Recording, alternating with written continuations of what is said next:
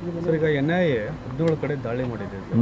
ರಾಜ್ಯದಲ್ಲೂ ಕೂಡ ಪ್ರಕರಣಗಳು ನಡೆದಿದೆ. ಸೊ ಏನು ಹೆಚ್ಚುವರಿ ಮಾಹಿತಿ ಗೊತ್ತಿಲ್ಲ ನನಗೆ. NIA ನಮಗೇನು ಹೇಳಿಲ್ವಲ್ಲ. ಈಗ NIA ಈ ನಮ್ಮ ಬಾಂಬ್ ಬ್ಲಾಸ್ಟ್ ಕೇಸ್ನಲ್ಲಿ ಅವರು ಇನ್ನೂ ನಿನ್ನೆ ಬರಬೇಕಾಗಿತ್ತು, ಬಂದಿಲ್ಲ. ಇವತ್ತೇನಾದರೂ ಬರ್ಬೋದೇನೋ. ಬಂದು ಅಧಿಕೃತವಾಗಿ ಅವರು ನಮ್ಮ ಪೊಲೀಸ್ನವರಿಂದ ಅವರು ಇದು ಮಾಹಿತಿಗಳನ್ನೆಲ್ಲ ಸಂಗ್ರಹಣೆ ಮಾಡಿ ಅಧಿಕೃತವಾಗಿ ಟೇಕ್ ಓವರ್ ಮಾಡಬೇಕಾಗುತ್ತೆ. ಇನ್ನೂ ಕೂಡ ಅವರು ಮಾಡ್ದಂಗೆ ಕಾಣಲಿಲ್ಲ.